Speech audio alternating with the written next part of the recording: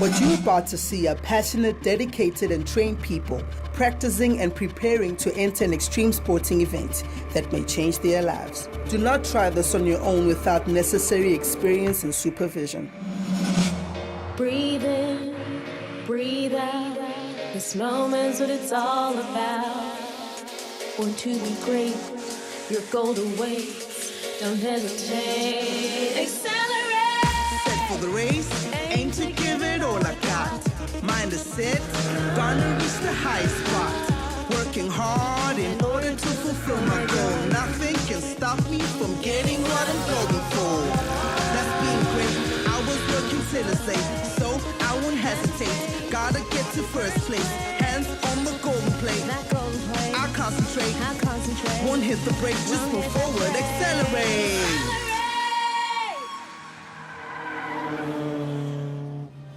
Welcome back, guys. You are watching Accelerate. Last week, we met two new accelerators, 16-year-old equestrian rider Kelly and 17-year-old kite surfer Aaron. We got to see how they prepped themselves for their upcoming local event. This week, Kelly takes a break from the jumping arena, so we'll see if Aaron can grab some air and land a podium finish in his major event. This is the opening event for the kite surfing season, so we'll see if Aaron's preparations for this event will be enough for him to secure a medal, put some points on the board, and get his season going.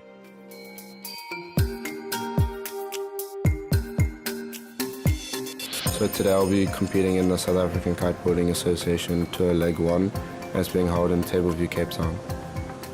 So today I'll be competing in freestyle where you're strapped in boots and you'll be doing tricks.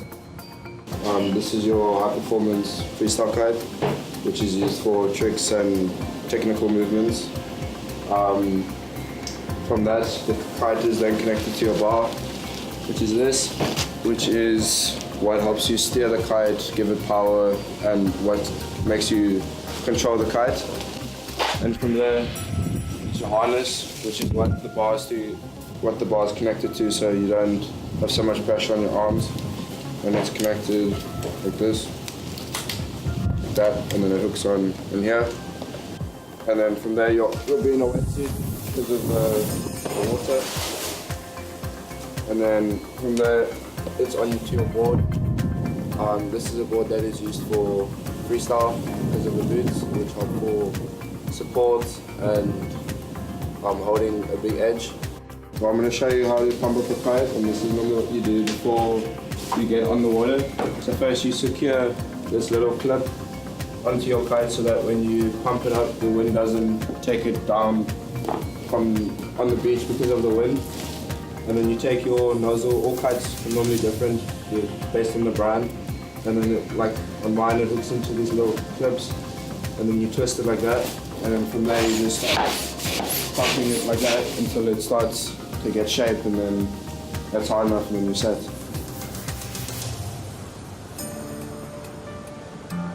So we got there in the morning and the weather was very bleak. All of us were just waiting around for the wind to pick up.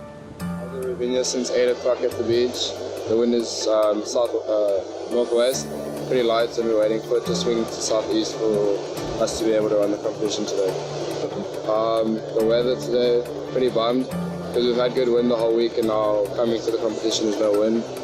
But hopefully it'll pick up later for us to have a good competition. We can only compete from 15 knots. A good indicator is white horses. So if you get a white horse on the ocean, it usually indicates it's about 13, 14 knots. Kind of getting there, but it's on a westerly like this, it's very difficult to judge. But you know, we've got wind meters up there, and I must actually go and check the wind meter. So before I start my heat, I get all my kites ready, rig them up right to make sure everything's done correctly.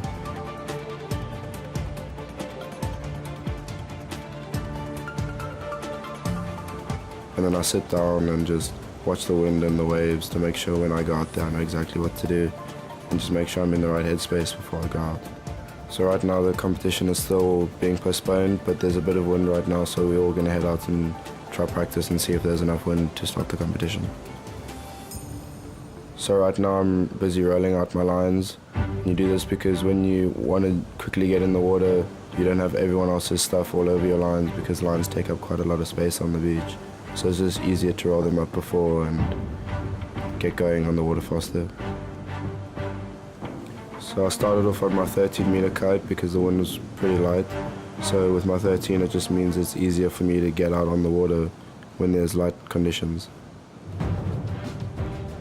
So right now I'm heading off for my first practice run, and I'm just tacking upwind so I can get far away from the beach when I do my tricks.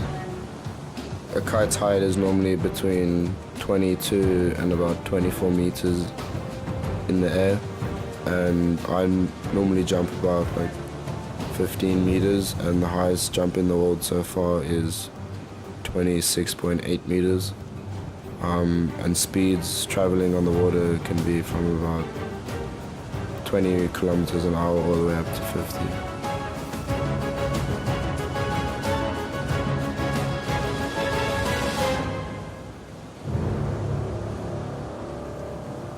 So just finished my first practice run. The wind is pretty light and just went out there to get a feel for it.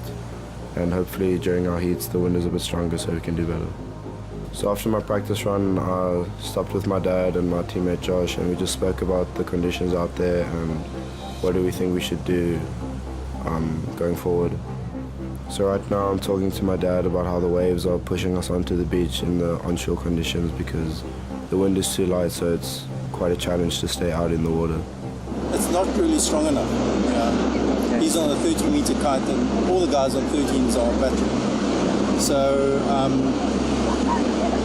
we are hoping that it changes, but we're sitting at 2 o'clock and we're never going to get this competition going if we don't kick it off. After the break, we'll find out if the wind will pick up so that Aaron can finally get his 2 heats going. In the meantime, please check out our Facebook page, like us, and tell us about the extreme sports that you do. Who knows? You might be accelerating with us right here on Accelerate.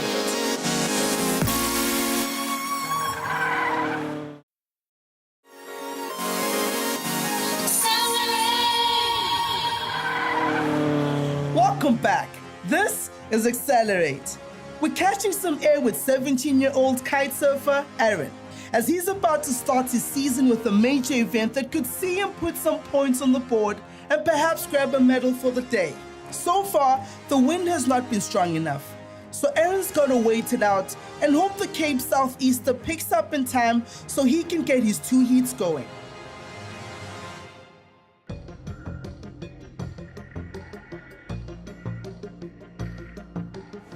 So right now the wind has picked up and the judges have given us the go-ahead for our first heat. So I go get my bib from the judges and walk down to the beach. So the first bib they give me is yellow. I feel really pumped and motivated to do well. And then I go and grab my kite to get ready for my heat. I'm just thinking about what I'm going to do in the water, how am I going to make sure I perform well and just achieve in my heat. The nerves are a bit high because this is the first comp of the season, and it always sets a good standard to do well and set the season off well.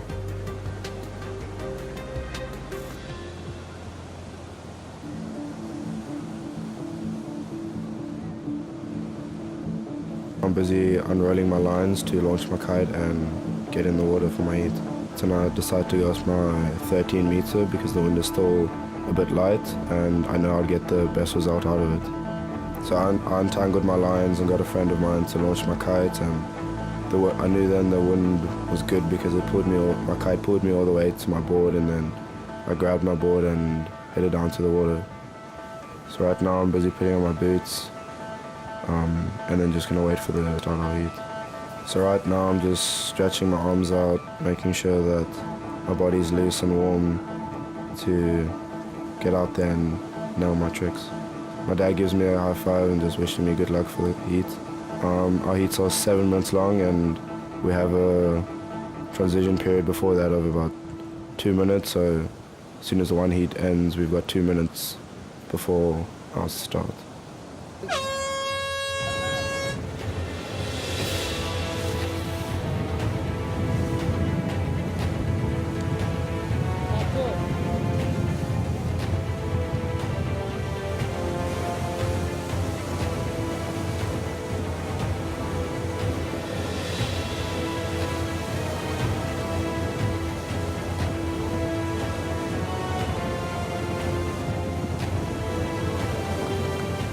Right now I'm heading in to start off the heat with a blind judge 3. It's where you pop out the water and do a 360 rotation and land back on your board.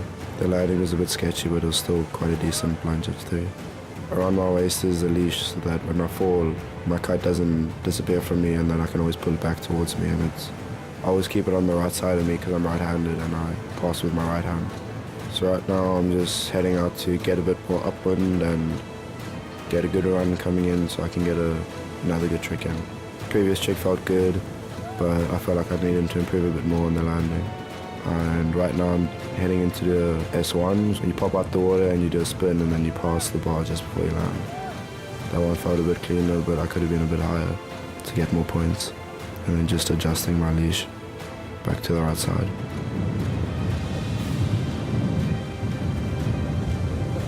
I passed another competitor and his kite was in the water, so I had to tack back to head back in and do another trick.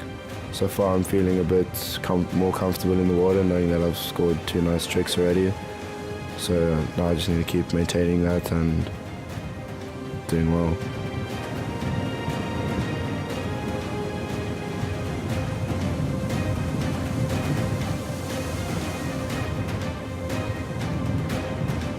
So I'm heading in now to do an inverted forward roll, which is basically like a forward flip, and a bit of waves in front of me on my landing, so I kind of messed around a bit, but it was still good. There I was just turning around to try to get upwind to make sure I stay inside the competition box, so that if I do my tricks outside of that, the judges won't count it.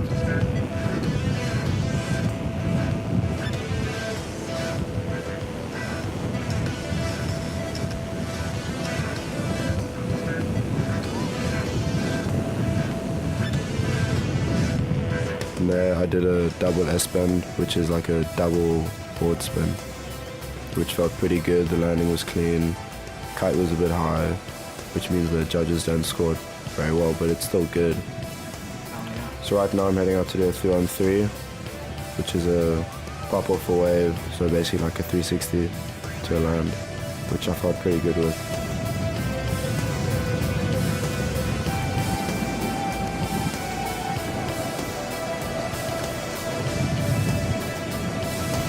Tacking back upwind to get a good position to come back in, and I see a good opening and I head in to do a blind judge 3, which I felt pretty good with. It was pretty big.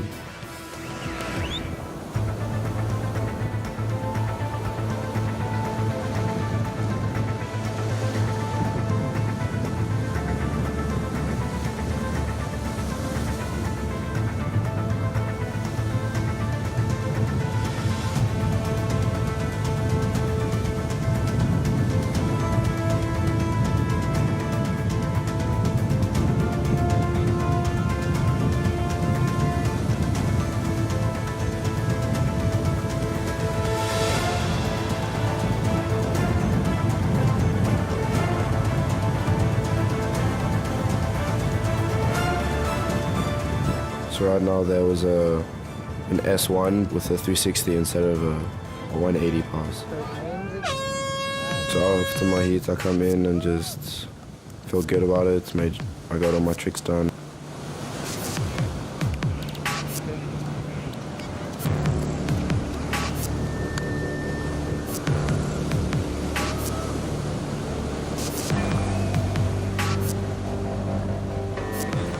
My dad comes over and just says congratulations on my heat, and he just gives me some feedback on how he thought I did and what to work on for the next heat.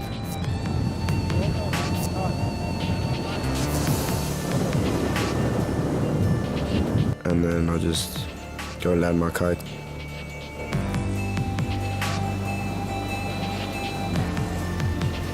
Right now I just landed my kite.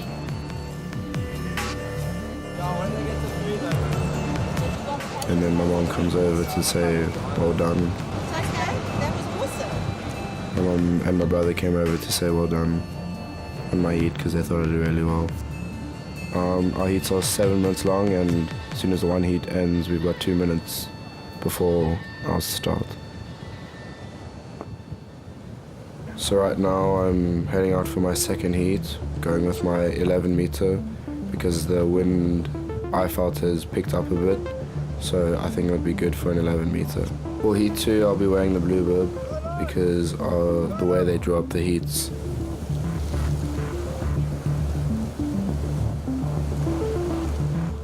So right now I'm busy getting ready for the second heat of the day, getting ready to get out there again and hopefully do as well as I did in the first heat. Now I feel quite positive because I know I won my first heat, so I've got a bit of a boost confidence-wise to make sure I go out and do as well or even better.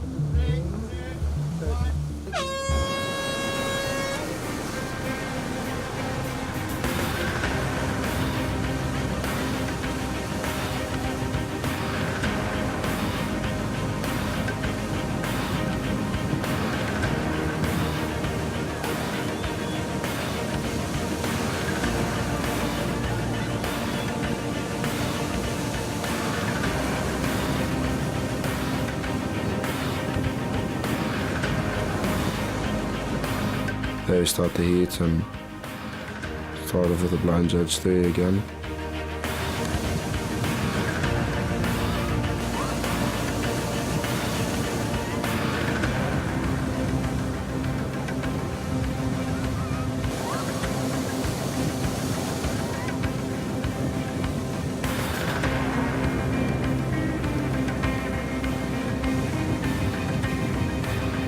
And then coming into the S1, but I fell, so that's a crash. After the crash, my confidence was a bit knocked, because that's quite a valuable trick that I know I can do, and I fell. But it happens, and hopefully I can just get back out there and just put more tricks in.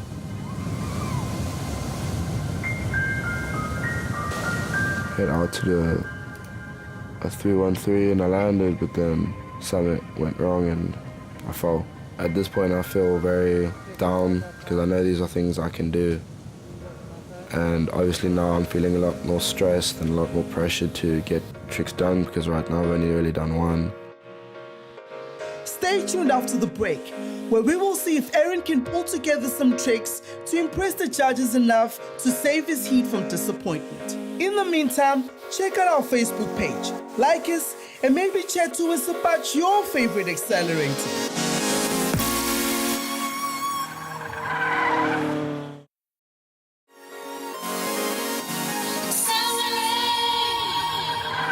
Welcome back. You are watching Accelerate. We are shredding the surf with 17-year-old kite surfer Aaron. He's just completed one heat and seems to be struggling in the final heat of the day. Will he be able to pull off one last gnarly trick before the heat ends? Let's find out.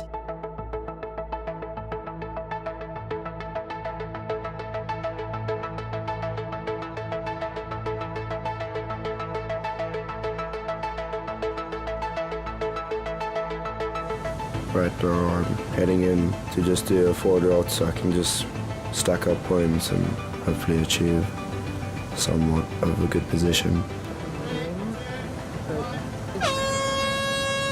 My heat comes to an end and I didn't perform as well as I should have, but things happen and you just have to kind of work from there, and I'm just rode up the beach to get out and land my kite.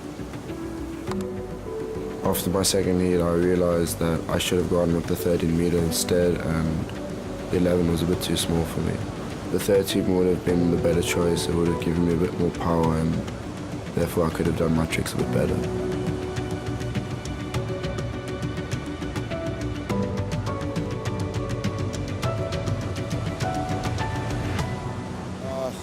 I wasn't too happy with that heat. I didn't land what I wanted to compared to the first heat I was in.